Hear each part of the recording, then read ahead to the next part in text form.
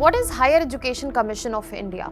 How this will transform Indian universities? And is this the next big step in the educational reforms that we are seeing? India's higher education is about to witness the biggest shakeup till date, where a single powerful body by the name Higher Education Commission of India will replace other regulatory bodies such as UGC, AICTE, etc. with one mission to turn quantity into quality and make Indian universities world-class.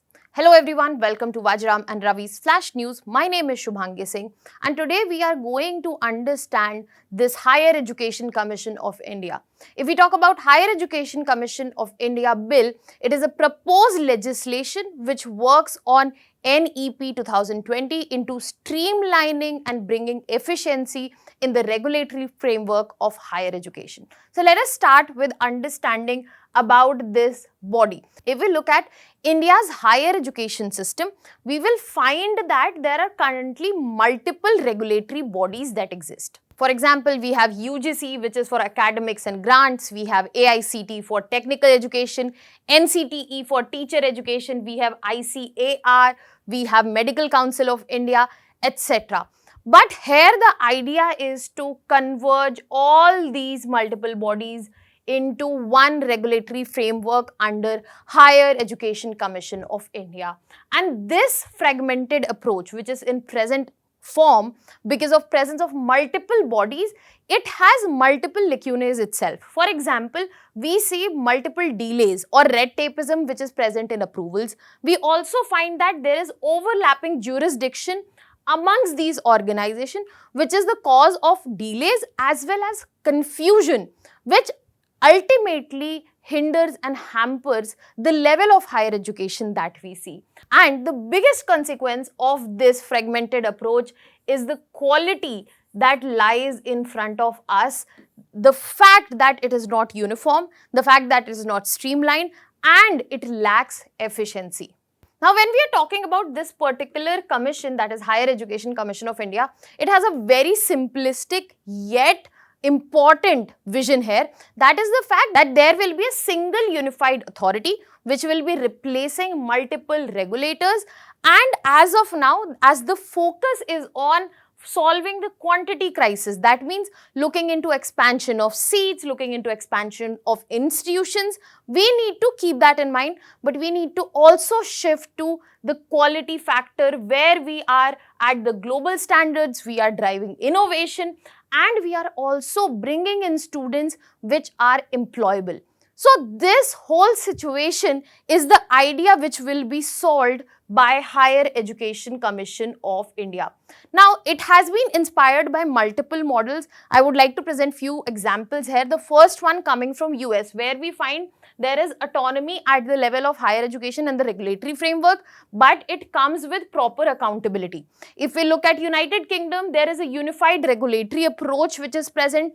And if we talk about Germany, we have always known it has academia industry integration, which speaks for the industry which are known for their German brand. Now, this whole vision has this very simplistic idea that the quality of the education also needs to be improved, and they have focused on a 4-pillar approach for the same. So let us look at these pillars. The first one that we have in front of us is National Higher Education Regulatory Council. Now, this will be a single unified window for approval as well as regulation. There will be technology-driven monitoring of institution that will happen in real time, and this is something that we are taking from China, where there is data-based governance in higher education. Furthermore, we will also see there will be elimination of repetitive paper-based compliance, which brings an issue at the institutions, and red tapeism, approvals, all of this would be addressed. The second one we have is NAC, National Accreditation Council, where this organization will be responsible for quality-based assessment for outcomes. So when we are looking about outcomes, then they will be deciding the ranking of institution. For example, what is the employability of the students that are being graduated? What is the research linkage between the academia and industry in the given institution? And this will bring in transparency when we are talking about rankings of the institutions, etc. Then third, we have Higher Education Grants Council. Herein, we will find that the grants will be tied to performance metrics and there will be proper prioritization which will be given to research impact and societal impact. We will be also seeing that both of these are coming from UK based models, where I mentioned the first one is being understood from the China's data-based governance that we see. Fourth, we have General Education Council.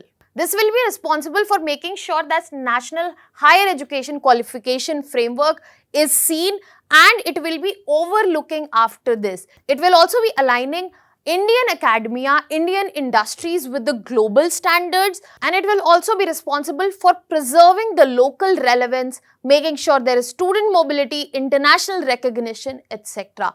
Now, based on this is how our Higher Education Commission of India is going to work. But the implementation after HECI bill becomes an act will be seen in proper 4 phases. So, the first phase would be where there will be focus on digital infrastructure. There will be establishment of National Education Intelligence Platform, which will be using AI-powered hub, and it will be for real-time data for 40,000 plus institutions.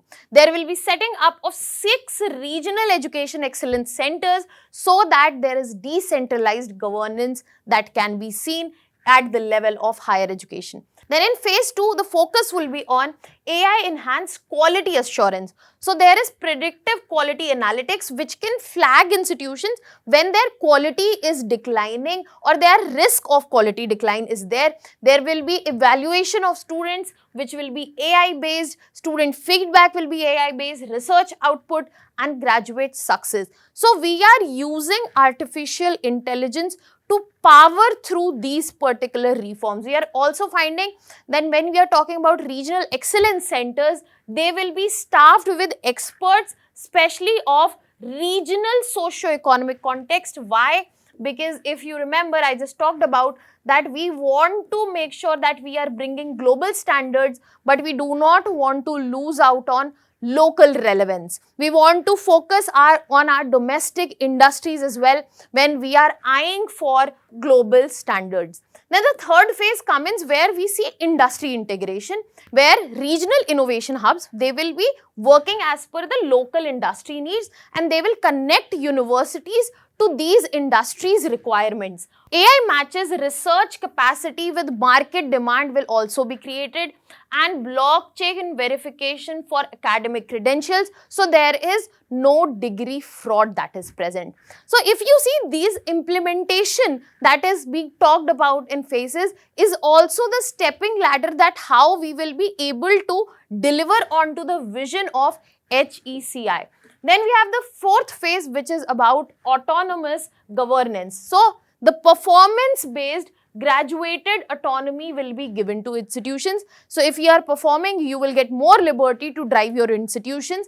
If you are not, then it will remain under proper governance through this particular institution. There will be predictive resource allocation linked to labor market trends. That means resources, that means we are talking about human resources here, the capital would be put into places based on labor market trends because of to address the situation such as certain industries are declining, certain industries are on rise. So predictive that in coming time what resource should go where, that will also be integrated, and there is provision of continuous improvement through AI feedback loops which will be available for institutions. So this is going to help the institution and the institutional framework as well as the higher education framework from all the dimensions that we are seeing. This reform brings us a plethora of opportunities where we are eyeing for global standards, but we are looking at local realities as well.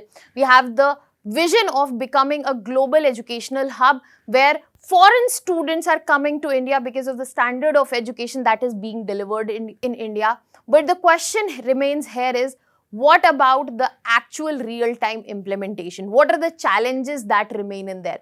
So please put down the challenges that you think that will come in implementation of this particular commission and its work and vision. Now that was all from my side. Thank you so much.